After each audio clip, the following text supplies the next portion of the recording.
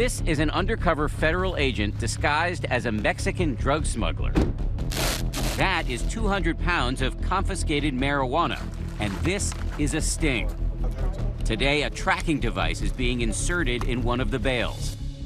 UC is in contact with a tribal transportation cell. They've hired somebody to pick up our 200 pounds of weed. So let's move on this. In this operation, the undercover agent is using confiscated drugs to bait suspected drug dealers. There are people that the community's been dealing with for years involved in the smuggling. We've made calls, we've told them that we have some marijuana to be transported. Matt Hall is the supervisory special agent for an Immigrations and Customs Enforcement Task Force that operates on the Tohono O'odham Nation, a Native American reservation in Arizona that lies along the U.S.-Mexico border. We're going to be building the wall. At a time when border security is dominating our national debate, They're bringing drugs, they're bringing crime, they're rapists. this reservation has become a significant but little-known point of vulnerability after years of being targeted and corrupted by perhaps the most notorious criminal organization on earth, the Sinaloa drug cartel. We're in the middle of the Sonoran Desert, just off the reservation on a popular drug trafficking route. In just a few minutes, we're expecting a tribe member to pull up in a vehicle, and he will load 10 bales of marijuana that are out here in the desert with an undercover ICE agent. Target is on scene. UC appears to be flagging him down. Back open. Contraband's being loaded into the sedan. Sid confirming the tracker's working. Tracker's up. 10-4. Car is on the move. Car is on the move. Oh, I got good eyes on the load vehicle. Yeah, let's keep a long eye there. Okay, I think I have them in sight. They're about to turn on Valencia. Hey guys, they're changing the dope. They're taking bundles out of the car. God damn it. Go, I'm going in, guys. We need to go. I'm doing it right now. But when the suspects try to move the drugs to another vehicle, the agents move in. Okay, take it off. Cell down. Cell down. Cell down on the bio. Just as the team is arresting several of the suspects, as you can see, they have multiple suspects. If you're getting in the car, get in the car. Get in the car. Agent Hall receives word that 2 other suspects are attempting to escape on foot. Got him, got him, got him, got him. Kevin, just keep a distance. 2 young girls. Don't move. Keep your hands where I can see them. Put your hands on your head now. Neither of you move. Get down on your knees. Get down on your knees. Face away from me. Don't move. Do you understand me? Do not move. These suspects are really young. 2 in custody, 2 in custody.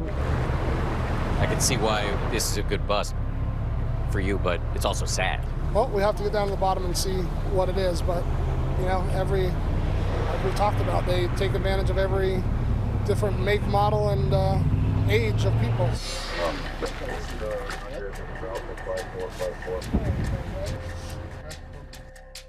Where do you live? I ran away.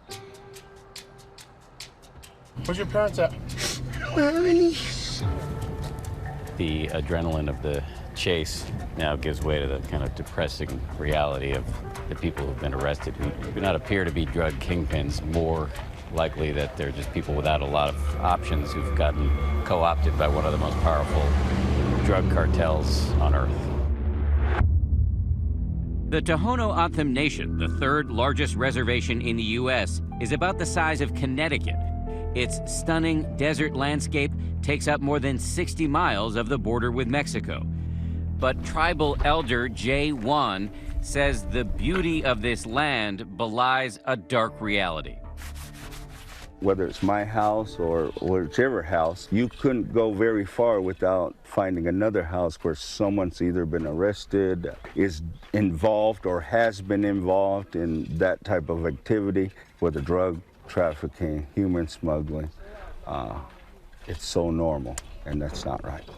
Juan says the Sinaloa cartel has taken advantage of the rampant poverty on the reservation by offering to pay people here to smuggle drugs and migrants. I see more hurt, more struggling, more confusion, if you will.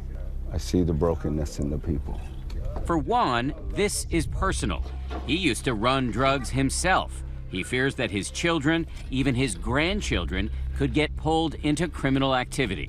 Now he is a pastor, and he spends his days tending to his flock. Thank you for everything you blessed us with. Amen. And trying to keep his children and community on the right track. The O'odham people out here, it's hard.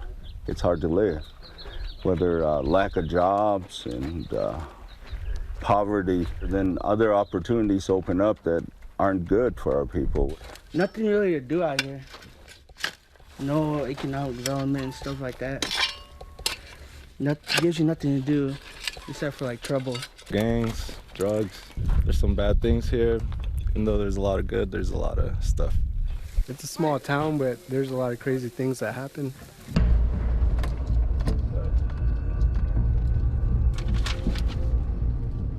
We're going out to serve some federal arrest warrants.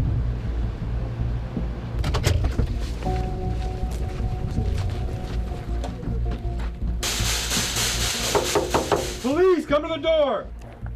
As the task force rounds up members of the tribe suspected of working with the cartel, the level of poverty here becomes clear. More than 40% live under the poverty line. And remember, this is America. Was there anything inside the house illegal that we need to know about? Do you want to talk to Grandma before we leave? Yeah. Okay, stay right there. Grandma, you can come outside if you want. So he has a warrant for his arrest for conspiracy to smuggle narcotics. I think that there is a very deep-rooted involvement in smuggling. It's gone on for generations. In March alone, Agent Hall's team was responsible for seizing about 30,000 fentanyl pills and other illegal drugs right here on the reservation. It's a wide open area that's not always the most patrolled by law enforcement. Agent Hall has been working on Native American reservations since he was an 18-year-old rookie, which gives him a nuanced perspective on tribal communities now that he's leading the drug smuggling task force here. We really have to balance the sovereignty, the culture, and all of those things that come with being on the reservation.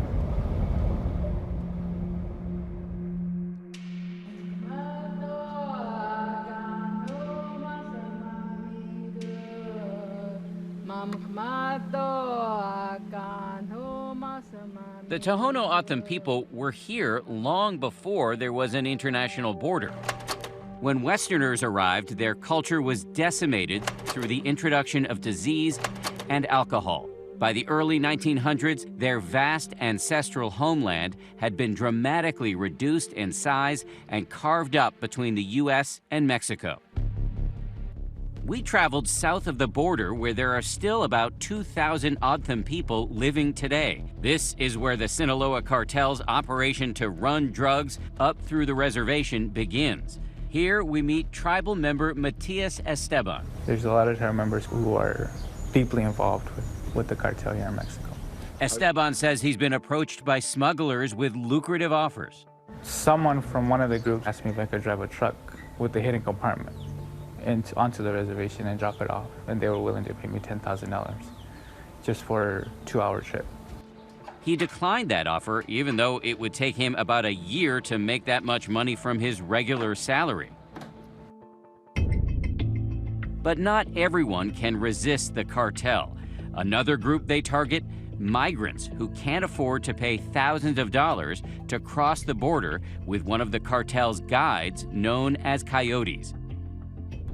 We met 17-year-old Elmer from Guatemala, who says he's lost both of his parents. Estoy esperando cruzar el desierto, pero así con droga otra vez, pues, como muchos se tiran aquí de burrero, porque no tengo para pagar coyote. In order to pay off his debt, Elmer will become part of the drug pipeline that runs through the reservation. You want to work with the mafia to raise the money? ¿Quieres trabajar con la mafia? Sí, para poder pasar.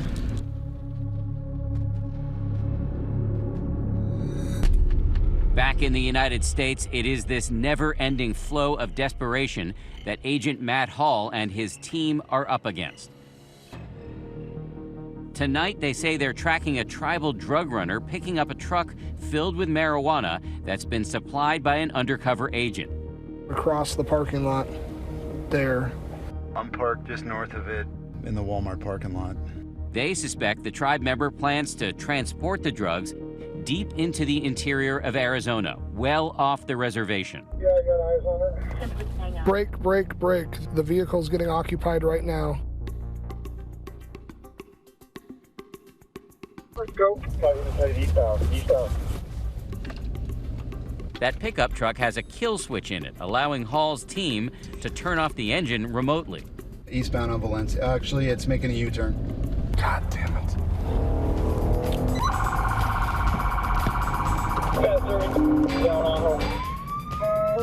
The vehicle is traveling at a high rate of speed. Use the kill switch. Get up here and kill it. Kill it, kill it. Stay with us.